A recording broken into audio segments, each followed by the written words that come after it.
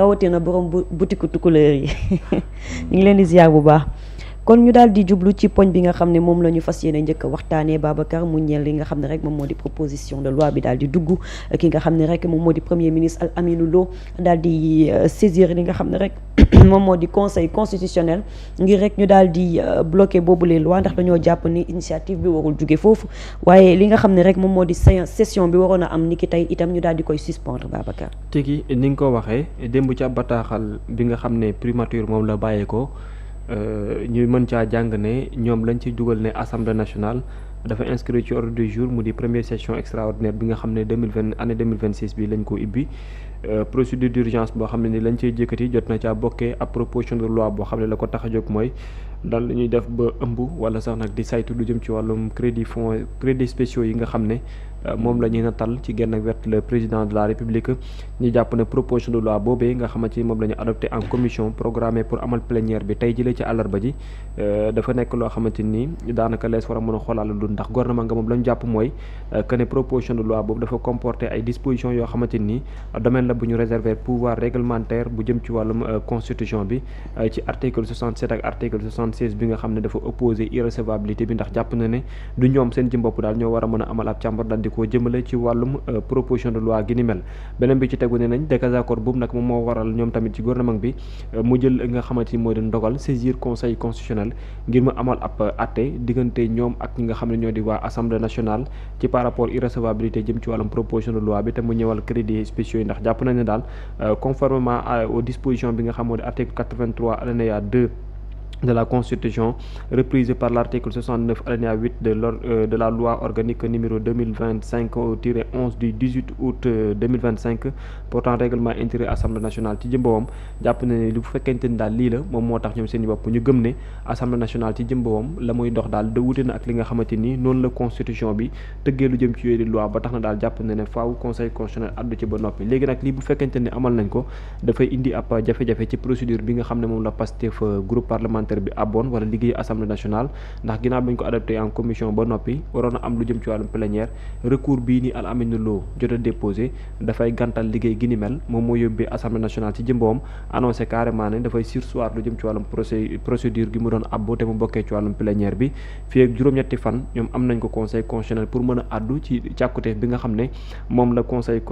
gouvernement bu Sénégal am loolu nag moom moo yóbbee seen communiqué démb bi tam assemblée nationale di xamle que ne volonté bi nga xamoon la gouvernement bi am daal fu mu toll nii tembe moo di gàntal wàllum transparence bi nga xam ne ci lañ woo le président de la république ak lépp loo xam ne jot naa jëm ci moomeelu askan beeg taxawaay bi nga xam ne war na caa mën a am moo tax nañu jàpp ne constitution beeg lépp loo xam ne lu ci mën a jël la ñëw fu mu toll nii tembe dañuy nekk dans l'obligation respecter li nga xamante ni moom moo di wàllum règlement yi ngir maanaam surseoir li nga xamante ni moo di seen procédure boobu en attendant réponse di am jëm ci fi nga xam moo di conseil constitutionnel su boobaa ñu mën a xam lan mooy nekk ji ëllëg ba mais pour l'instant moom il y aura pas aujourd'hui de plénière parce que le gouvernement a saisi le conseil constitutionnel pour recours concernant irrecevabilité li nga xam ne moo di modification loi yi rawatina lu jëm ci wàllum crédits spéciaux yi soxna Kumba. jërëjëf Babacar ci leeral yi nga jot a indi ci wàllu wi Birama Camara ndax lii mën na wëy ay proposition de loi di dugg ñuy bloqué wala ay projet de loi di dugg ñu koy ngàntal diggante exécutif ak législatif guerre bi nga xam ne ñu ngi koy def est-ce que ñu ngi ciy bàyyi xel askan bi. waaw mu nekk li nga xamante ni ñu doon nañ ko junj di wax ni probabilité la. Effectivement yegg nañ ci on sentait déjà que dinañu torpiller l'initiative ou la volonté de la majorité parlementaire de vouloir vraiment passer à cette étape qui consiste surtout à vouloir trouver des garde-fous ou du moins trouver des possibilités de contrôler ces fonds spéciaux fonds politiques ou voilà nu ñu ko mën di tudde daal parce que volonté bi guddal mu gàttal loolu la comment faire pour trouver des garde-fous à ces fonds maanaam wutal ko jëmukaay te jëmukaay boobu ci contrôle lay jaar contrôler ko de telle sorte que li ñu wax ni moom moo ko tax a jóg ci loolu képp lañ koy jëmale te duñ ko jëmale feneen te pour loolu mën a am il faut qu'il y ait des fouilles wala des agents aux aguets qui pourront contrôler ces fonds yi nga xamante ni dañ jàppoon ne lu secret la loo xamante ni kenn waru ci mën a lëj mbët dara ki ñu ko jagleel fu ko neex la koy def te amul compte bu muy rendre qui que ce soit ñu ni désormais loolu waratul mën a nekk ndax xaalisu askan wi la kon fépp fu ñu koy dugal dafa war a leer kon loolu moom moo sabab coow li yëpp nga gis ni dinañ posé waat les mêmes questions yi ñu doon posé démb ak bërki démb depuis que coow li jóg d'abord fan la wax ji jóge mu ngi jóge ci benn nit muy Ousmane Sonko moom moo tiré luñ ko waxee un coin du vol di ñu xamal li nga xamante ni moom moo di fonds yi dañ cee war a indi ay coppite di leeral aussi que waxuñu benn yoon ñi fonds yi dañ koo war a xañ ma Samba ñi dañ ko war a xañ ma Demba parce que ci biir explication yi da ngay dégg ñu naan la fonds yi président wala waaw président surtout moom moo nekk point focal bi daf ko yittewoo ndax dafa war a dimbali ay nit neew ñu ni fonds yi dañ koy supprimer kenn mësul wax loolu ci li ma dégg ci li ma dégg jusqu'à présent mooy fonds yi bu ñu bëggee sax nañ koy yokk mais il faudrait que ñu koy contrôler te du n'importe qui moo koy contrôler dafa war am ay agent yoo xamante ni nguur gi moo leen tax a jóg mooy agent assermenté bokk ci ay corps de contrôle am expérience ñoom la ñuy may ñuy contrôler fonds yi ndax xaalisu askan wi la ndax la ko tax a jóg ci lañ ko dugal wala dañ koo dévier di ko jëfandikoo ci neneen ndax nee naa la fonds yi tey bu ñu ko nattalee ku mel ne président de la république wala keneen ku nga xamante ni nattal nañ ko fu ko neex mën na ko dugal mën na xëcc sax tiroiram wala comptam verser fa fonds yi et puis on n'en parle plus te amul benn compte bu muy rendre te loolu je pense que warul am ci réew mu ndóol ba mel ni Sénégal ñu ni léegi fonds yi nañ ko contrôler léegi man dama jàpp ni exercice de transparence boobu képp kuy doomu réewum Sénégal déjà da nga ko war a rafetlu moo di xaalis bi nañ ko leeral ndax xaalisu askan wi la kan moo war a mën a taxaw ni xaalis boobu noonu waruñu ko leer dañ ko war a bàyyi mu nekk ci benn coin bu obscur ad vitam aeternam loolu mënta nekk li nga xamante ni moom mooy rupture bi ñu digoon je pense que loolu bokkoon na ci bind nañ ko campagne nañ ko pendant des années et des années depuis 2018 ñu ngi ñuy wax lu jëm ci fonds spéciaux yooyu man li ma ci déggoon moom Ousmane Sonko moo ko doon wax moo di ni fonds yu ni toll 8 milliards nga nattal ko benn nit jox ko bu ko neexee jox ko jabaram bu ko neexee dugg ak moom ci néeg taal koset almet taal te dara du ko ci fekk te muy alalu askan wi est-ce que loolu aram na baatu aram na foofu la jóge woon le fait que fonds yi ñu jox ko benn nit te kenn du ko contrôler te moom it du ñu wax fan la ko dugal te muy alalu askan wi mais neewuñu benn yoon fonds yi dañ koy supprimer tur wi la ñuy soppi waaye fonds yi daf fiy nekk bu ñu neexee sax nañu yokk li nga xamante ni moom moo di fonds yi ndax lu yell la ndax fañ ko war a dugal bu dee foofu la war a jëm je pense que loo xamante ni mënta ñàkk je pense que loolu laa yàgg dégg mu koy wax mais nag ku ñu woo ci exercice de transparence nga ciy wut ay porox ndool yooyu jaar pour war a mën a bañ a plier wu ci loolu est-ce que yow aux yeux de l'opinion doo am benn gàkk bu ñuy teg sa der bu dee piège am na man foofu laa jàpp ni piège am na parce que xëcc nañ leen ci bu dee politique su dee dañoo ñëw ci terrain politique lu wuteeg promesse yi nga xamante ni waxoon nañu dañ koy def te bi ñu ko waxee dañ ñu woon bu ñu faloo 3 ans yu njëkk yi dinañ def le tout pour passer étape boobu noonu waxuñu dañuy falu lundi mardi ñu def ko dañ ni bu ñu faloo 3 ans yu njëkk yi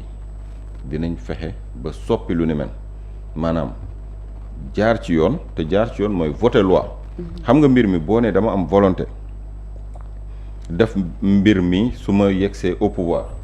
nekkul da ngay yegsi au pouvoir jël sa décret signé yoon mayu la ko mais da ngay yegsi au pouvoir am volonté bi am projet de loi booy yóbbu assemblée nationale boo fa amee majorité xayrul même moom mën nga fa bañ am majorité sax mais député yi gis ni lu yell la mais ñu voté la ko bu boobaa lay doon loo xamante ni à partir de cette date ci lañ koy commencé di ko appliquer boobaa la ñuy xam ne législateur bi jël na décision et désormais la wonni na mais tant que jaaroo fi nga war a jaar kon coppite mënta am léegi nag bu ñu gisee premier ministre Alamine Lo mu dugal recours boobu dañuy jàpp ni kon fonds yee ñu wax ni dañ ko war a contrôler ak demande ak li nga xamante ni moom mooy déclaration de patrimoine bi nga xamante ni président dañ ni nañ ko yaatal ci premier ministre ak ci président assemblée nationale. man dama jàpp ni le fait que mu tudd premier ministre foofu moo nekkoon astuce bi le fait que mu tudd premier ministre rek moo nekkoon astuce bi. parce que bu nee président de la République bu dee président assemblée nationale aussi moom it dafa war a def déclaration à la sortie te déclaration de patrimoine am dañ ko war a publier xam nga loolu mooy coppite bi. ñoom dañ ni ko sa déclaration de patrimoine à l'entrée comme à la sortie léegi dañ ko bëgg a voter mu niw d'accord naa waaye aussi nañ ci boole président assemblée nationale ak premier ministre xam bu nee nañ ci boole président assemblée nationale kooku danaan ko ay ca man kay loolu laa gën a yàqamti te boobaa amatul benn stratégie booy jaar léegi nag mu jàpp naa ni li nekkoon piège bi wala li nekkoon stratégie bi pour mën a am ci loo jafandu mooy fexe ba dugal ci premier ministre boo ci dugalee premier ministre comme ça kooku noonu boo ko ordonné pour mu porter loi bi devant le conseil constitutionnel dina ko mën a porter parce que bu dee président assemblée nationale da nga ko ciy woo mu fekk si la ci. et puis wax ji féete boor. léegi nag foofu yooyu yëpp ay stratégie la mais lu mu ci mën di doon daal man jàpp naa ne wàllum xaalis la fi ñu toll nii ak wàllum leeral bu dee ci terrain politique bi la ñu nar a jëm ñi nga xamante ni ñoom ñoo ci nar a am ay cicatrices mooy ñi nga xamante ni fi ñu toll nii moo di le président de la république le chef de l'exécutif ak ñi nga xamante ni ñoom la àndal parce que exercice bi yëpp gudd gàttal mooy nañu leeral xaalisu askan bi fan lañ koy dugal yow ngay wut ay artifice ak ay prox ndoolu damay dem référendum damay dem lii mais ñëpp xam nañ ni ba mujjantal ga doo ko def naroo ko mais pourquoi waroo ko def te yow nga diggoon ñu ko yow sa jëmmi bopp da nga ñu ko diggoon ni bu ma yegsee au pouvoir fonds politique yi dinañ ko soppi def ko fonds spéciaux te dina am contrôle léegi nag y a quelqu'un qui s'est dédié wala ku def waxeet wala ku dem ba ci biir def rétropédalage nan la ko askan bi di jàppe on verra mais lu mu ci mën di doon daal mbir mi wàllum xaalisam xaalisu askan bi la nañ ko contrôler ñeneen ñi ni duñ ko contrôler parce que premier ministre acte bi mu posé boo xoolee dafay am benn contradiction ci digganteem ak président de la république parce que président dañ ko jox loi bi mu ni d'accord naa déclaration de patrimoine à l'entrée comme à la sortie d'accord naa fonds spéciaux yi ñu contrôler ko waaye déclaration de patrimoine aussi nañ ci boole président assemblée nationale premier ministre léegi premier ministre boobu bu wàññeekoo dem di am lenn lu muy porter ca fa nga xamante ni moo di conseil constitutionnel kon dafa mel ni président de la république mi ko jiite dafa am bëgg-bëgg moom muy dem di wut fu mu ko jooyee ji pour loolu mën a bañ a antu mais ñoom nee nañ comme initiative bi assemblée nationale waru ko du moom moo war a jël initiative bi parce que dafay laal constitution bi. assemblée nationale bu mënul jël initiative pour soppi loi kan moo ko mën a jël ci réewum Sénégal. li ñu wax mooy ça relève du domaine réglementaire. bi nga xamante ni président moom moo ko moom quoi. président lan la moom en réalité. maanaam parfois da lay naan sax bu jëlee un acte qui relève du domaine réglementaire kenn mënu koo sax attaquer quoi. dañuy wax ne que loolu cëggal guyu président donc la au même titre que les décrets yu muy jël de nomination wala demee noonu. donc ñoom loolu leen viser ci seen recours bi quoi. li ñu viser mooy domaine président de la république la. oui loo xam ça relève du domaine réglementaire. waaw maanaam loo xam cëru président de la république. le fait que ñu bëgg a demander au premier ministre. la crédits spéciaux yi non crédits spéciaux. crédits spéciaux yu primature. yu primature. non xam nga le recours concerne wu la déclaration de patrimoine. waaw crédits spéciaux xaw ma ndax recours lañ ko war a tuddee ou pas mais. si recours la saisine ça concerne les crédits spéciaux bi nga xamante ni tey leen si waroon sëgg quoi. donc foofu loolu moom leen viser quoi et non la déclaration de. ana déclaration primature bi. moom moo romb naa ko crédits spéciaux yi la. si crédits spéciaux la effectivement crédits spéciaux mooy parce que concernant la déclaration de patrimoine ñoom nee na référendum lañ jëm. waaw donc crédits spéciaux yi bi nga xamante ni tey la plénière waroon am. loolu moo tax ñu. crédits spéciaux yi. mooy contrôle bi nga xamante ni moom lañ ci war a mën a am. voilà c'est ça. crédits spéciaux yi mooy li nga moom la ñuy tuddee ay fonds politiques. en quelque sorte. lépp ci biir la nekk. bon ñoom sax waa Pastef sax ñoom seen entendement ñaari bokkul. non bokkul parce que dafa am ay pàcc ci biir. am fonds politique. am fonds sociaux. am crédits spéciaux. Bon crédits spéciaux mën nañ ko tuddee globalement. waaw globalement dafa bëri ay rubriques moom mooy quoi. package bi. moom mooy rubrique. package yi. mais lépp daal ay koppar la. Oui. bu amee ay sous section ci biir tamit lépp ay koppar la yu tudd crédits spéciaux. yoo xamante ni dañ koy jagleel premier ministre mais aussi dañ koy jagleel ki nga xamante ni moom moo di président de la république. léegi bu fekkee dañ ni crédits spéciaux yooyu jàpp naa ni kenn waru ko mën a contrôler. mais ba tey ça revient au même. Ça veut dire quoi? Ça veut dire que il s'agit d'argent, il s'agit de contrôle, il s'agit de transparence. yow nga bëgg a voter ay loi ñu ni la loi yooyu noonu peut-être domaine président de la République moo ko moom moomu ko mais sentir nañu en arrière-plan la volonté de ne pas se plier à cette décision du législateur de vouloir contrôler ces crédits spéciaux. bu ma tourner en rond tamit wax ji foofu la nekk xaalis la war nañ koo contrôler xool fan koy dugal fan la ak naka la yow nga ni xaalis boobu noonu man sawaruma ci kenn ñëw di ko contrôler parce que boo ci sawaroon ku la woo nga wuy ko ci léegi lan moo tax ñu tudd primature dem di porter loi bi te ñëpp xam nañ ni crédits spéciaux bu ñu koy wax président de la république moo tax ñuy wax ndax la mu yor kenn yoru ko kon nañu jàpp ni premier ministre wala primature benn bouc émissaire laa ko jàppe ndax bu ñu nee diw nattal nañ ko 1 milliard keneen ki yilif nattal nañ ko 8 milliards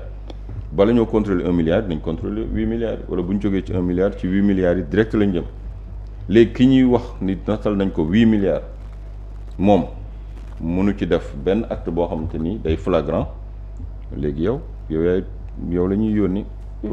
pour atténuer pour dem porter loi bi bu ko defee bu ñuy traiter duñu traiter primature dañuy traiter globalement tout ce qui est crédits spéciaux